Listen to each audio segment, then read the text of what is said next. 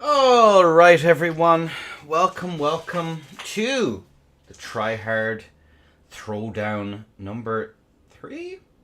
What's this month's one anyway? I don't know how to, do I just do months? Alright lads, alright, it's real frickin' talk, okay?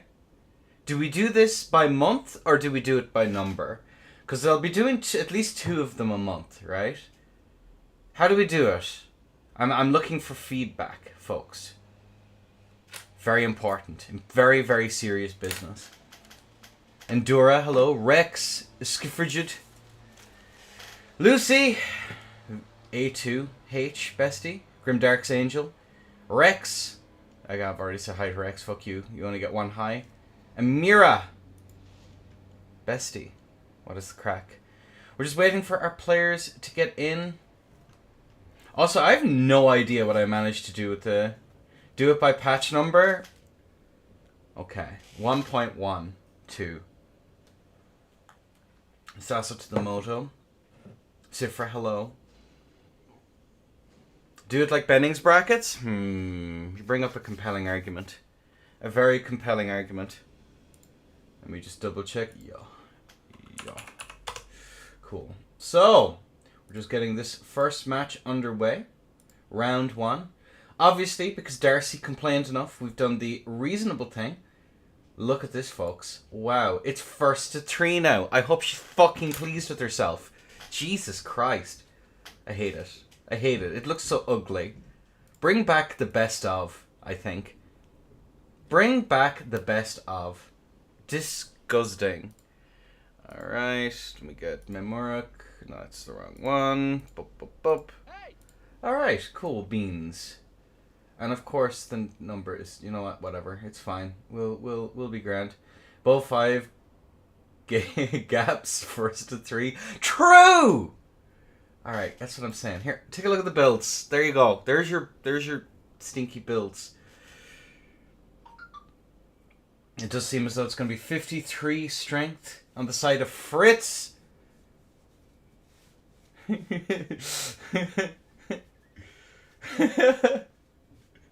Exactly, Rex. Exactly. That's exactly what happened. But either way, we do it the 40 end, the 53 strength on the side of Fritz versus the 53 end, 53 strength. Wait, what? Huh? Let me just... Is that right? Are they both identical in every conceivable... No. Okay, they're not. Memark is slightly less dex. Alright, we figured it out. Disaster has been averted. Both players are in. There we go. This is going to be Meme in red. Fritz in blue. Let's go. It's simply a difference in my ability to read. As we are going to see the physics out. The glintstone scraps out. And the screams here from the side of Fritz. And it does seem as though it's going to be the anchor being used. Which is of course very cool. LGS, of course, as well, is very strong. Oh, interesting that was a very odd interaction there. And it does seem as though Fritz is going to be slightly behind here. And the Beast Claws are out. Fritz forced back into the far corner. And that's going to be an R2 coming through here. Oh, me, oh, my. And the Hyper, when the Hyper is armor, or the armor is Hyper. This is the fight of End versus Dex. Not one I'm used to seeing, to be honest with you. Looking at this, the standing R1's coming out here on the side of Fritz, who's going to follow up with that. The standing R1 comes out now as well, as we are going to see these rollaways. Memark has taken a lot of damage and is now, I believe, both of them without tear, as the anchor weighing him down and his health bar lower is going to come through as the follow-up comes through. And the dagger! Oh my god, Memark is one hit away. Fritz is on the warpath as of right now, as more knives are out once more. And the standing R1. And that is going to be Fritz taking the first round by a hair's breadth. Magnificent. There we are. EU Throwdown, let's go. Alright. Here. I'm going to have to change the name. It's too long. There we go. I think that should fix it. Yeah, there we go. And accurate. Alright, folks, we have both of our players in. I got them get into their corner. It was LGS, not TS. You silly goober. Unless I'm blind. Alright! Ladies and gents, we have both of our players in. Let's crack on with round 2. Fritz is up 1 point in this first 2-3. Best of 9, which is a much better way of saying it, I swear. As we are going to see that immediate pressure come in here from the side of Memorik. And so you're going to look here, looking at these. LGS doing shenanigans as a standing R1 comes out there from the side of... Oh my god. Is that the war cry? Is that war cry? That better not be... What? No, it wouldn't be. It wouldn't be Barbie Roar. There we go. Standing R1 comes through, and another standing R1 to follow up R1-2 into the... When the armor is hyper, it is going to do an insane amount of damage there as we see Memorik struggling to try and find himself. Here's the swap over to Starfist. Comes through, almost getting hit there by the follow-up R2, but it is not going to be enough to land. As the standing R1 comes out, Memorik is forced back as the jump R1 comes over the top. Good roll comes out there from the side of Fritz. Oh, and the Divine Beast Stomp there just to get a little bit of extra chip in, as it is going to be free aimed away to the far corner. Running R1 comes out there once more as another follow-up R1 comes through.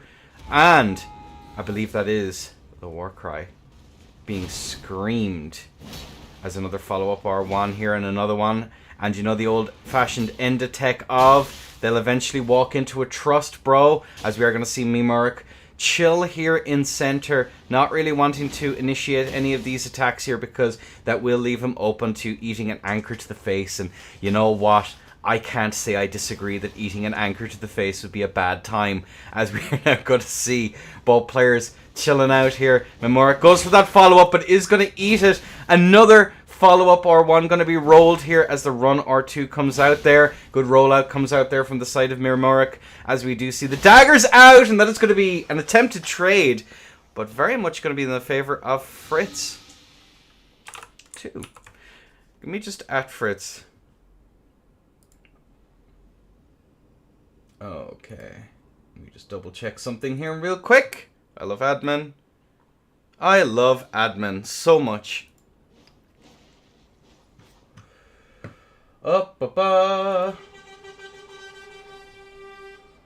Very pro. Good man, Trucker. Alright. Where is the Fritz?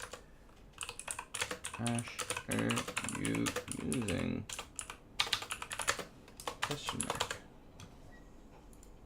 Alright. Perplex, hello, welcome in. Yeah, it's Braggart's. Oh, it's Braggart. It's Braggart's roll. That's perfect. Just checking. Yeah, just double checking. Others are much faster. I kind of figured, I just wanted to make sure. I haven't seen Barbie Roar in an absolute age. So, now we have both of our contestants in. Let's crack on. Round 2. Well, round 3. There we go. In this first 3, this could be match point here for Fritz, as we are going to see the Braggart's Roar come out now once again. And looking at this here, we do see the Frostpot come out. Oh, and that is going to be a runaway there from the side of our dear friend Memorik, who is now going to be chilling out, not wanting to walk into, which he is going to do anyway, as an R2 is going to come out. The anchor standing R1s here from neutral has to find a way to bait out these attacks, look for an opportunity to get that. No rune arc. Oh. Well, oopsie daisies.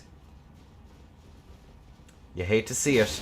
As we are going to see these rollouts come out here on the side of Memorik, who is going to be in a spot above that the standing R1s do come out. Looking at both players here, the reset there on the Roar comes out. And looking at that, the rune arc mid-match, very based. As we are now going to see. Do I count that as a heal? That heals you to full, right? Mid-match rune arc is banned. So it is. Isn't it percentage based? No, it doesn't heal you. Never mind. That doesn't heal you, it's all just percentage, is it? Technically speaking, you're not supposed to rune arc mid-match. Alright. Not to full, but it does heal. Alright, well, it counts as a heal then. I should probably spend... That goes in the list of things to do. Alright. GG's. So that is going to be the first match over in the favor of Fritz. We have to be careful of these things. I'll have to clarify that it cannot be used mid-match then in future, because that would be very, very funny. Anchor flawless, real and true. So that is going to be Fritz moving on. Alrighty then. Make sure you rune arc before the tourney starts. I'm a little bit... Your win, best ass Fritz. You win.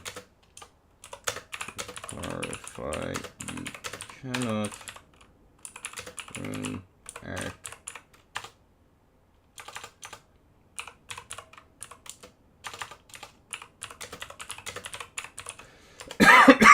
Alright, cool beans. Hello,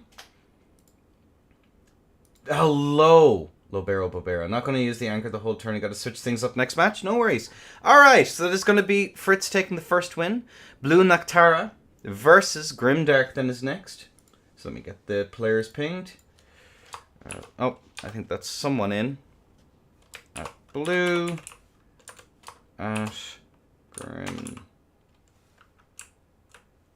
Grimdark. Angel. Oh, cool. Alright. Let me get all of my overlays and everything sorted. Anchors are actually dealing a metric shit ton of damage.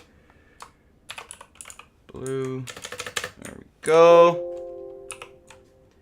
Then Grim.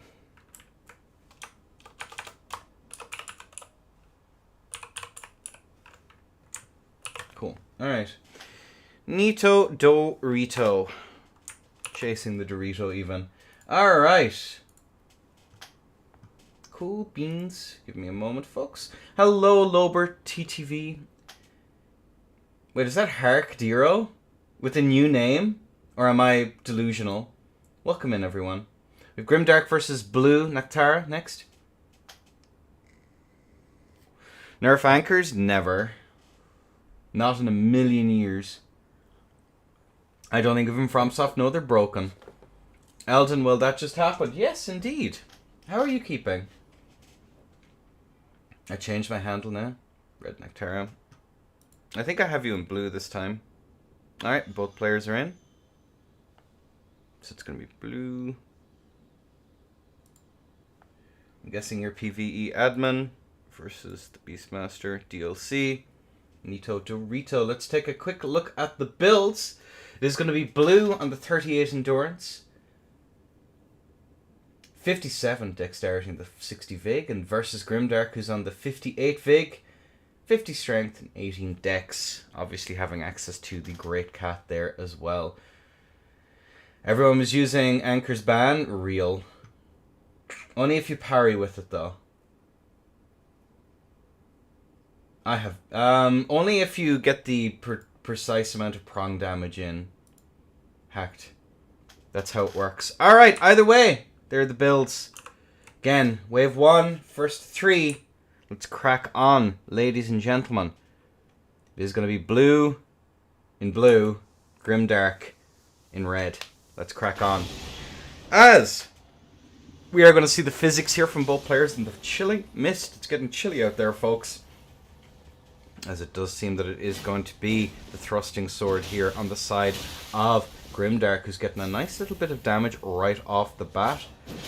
And there we have it. We have the off axe then as well. Grimdark here resetting there the grease. Of course, there's not many restrictions on the TS outside of global bans. It's not a particularly well used setup, as the standing R1 there on the bird comes out. And burb is the word, as we are going to see that follow-up standing R1 comes through there once more. And looking at this here, as we are going to see the empty jump there come out, and the jump R2 trying to get that juicy true combo on the jump R2 R1, but unfortunately it isn't going to land as that running attack rings true, and blue manages to hit Grimdark there with the tasty standing R1. Run R2 comes out there, no tier skip options bar there's a backstab, but look at that, the blink bolt doing absolute work as the follow-up into another one, a standing R1, but the no backswing comes out there on the side of Blue Noctara, who goes in now, tries to get that blink bolt in once more. 87 HP here on the side of Grimdark, but it's not going to matter. In the grimdarkness of the far future, there is only Blink Bolt Halberd coming at you, and that is the wrong person. There we go. Let's fix that again. Boop-de-doo. Blue is 1-0. Let's go. 381 robustness. Someone did the math on it before. It's still a nice tech just to force people to have it, but yeah, it's pretty unfortunate. Kind of interesting. And what are you doing? There we go. Aggressively walks forward. Alright folks, both players are in their corners, both are rune-arced and both are ready to go. 1-0 in the favour of Blue Nectara. And here we go. The bolt will be out momentarily. As we are going to see the little run forward there, I will ask the contestants stay on their plinths until the bolt is out. We'll give it a pass, but just as a warning, as we are going to see now both players, the jump R1 comes through there from the side of Grimdark, and obviously Blue is going to be sticking on that Hall Axe, which of course, still, even with the Flaming Strike restrictions, is still very strong, as we're going to see those fist standing R1s batter about a bit. And there comes the trade into the Halberd. L1, R1, the tried and true. Just a little bit too far away for that off axe to get a true combo off of that standing R1, but Blue Nectara is going to be chilling out here. Good walkaways there from the side of Blue. Grimdark trying to get a cheeky little bit of damage in here. The run R1 comes through. I don't believe it connected, as we are going to see now this run out the Blink Bolt into the standing R1, into a follow-up R1, but the fists are hitting there with an absolute haymaker, as we are now going to see just that running attack come through. Not quite going to be able to land. It's a little bit of a desync. Halberd run R1 comes out there just to try and catch Grimdark off guard, but alas, Grimdark is just waiting for an opportunity to come through, but clipped on the heels he is by that jump R2. And the follow-up, the R2s come through. Looking at this here, Blue is going to get a nice bit of trying to go for a bit of a follow-up here. Not quite able to make it work though. The standing R1 is going to trade with the first half into the second. Tries to go for the third, but probably this is a second interaction where that roll to the side has actually cost Blue Nectara some damage.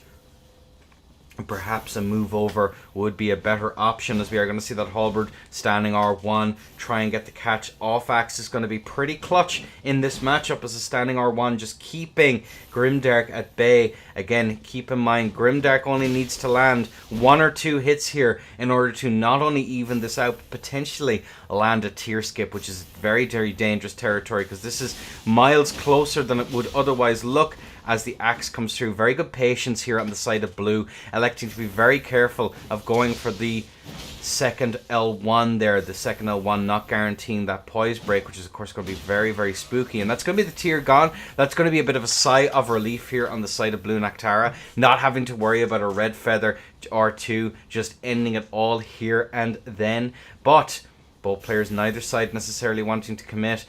Blue trying to hold on to his lead, but he does have to contend with those unreactable running attacks, slowly chipping him down. And speak of the devil, and it shall appear, as that's that little bit of chip damage coming through. Blue trying to go for a running attack there from Kilos. We are going to see the butt scratch tech come out here on the side of Grimdark, and now it is safe to go for that follow-up L1. That is going to be Blue Nectara with a very commanding lead to start. 2-0. But reverse sweep. Stranger things have happened here in these tournaments. Very, very good showing there from Blue. Nice use of the Blink Bolt as well. I'm actually very fond of it. The more I've seen people use it, the more interesting to me it does get. Oh, that's a good cup of tea. Hi, Jack. Who's winning? This round, you can read it on screen. I've made it super big so you can see it. Take a hint. Being able to see things is really, really good. Pro tip there from the analyst desk. Yes, indeed. Blind. Unfork. We'll introduce Braille at some point. Can we make that? Actually, no, never mind. I'll save that. That's a really good copy pasta. Save that one. Real and true. All right, boys and girls, on a 3, on a 2, and a 1. Allez. As we are going to see the physics You are going to see the chilling mist. It's cold out there, folks.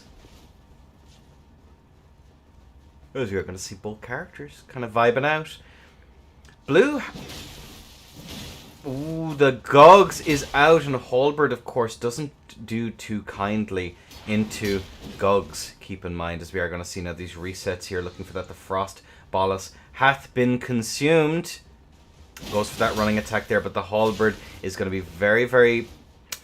Halberd into Hyper Armor is rough, just because you have the opportunities there.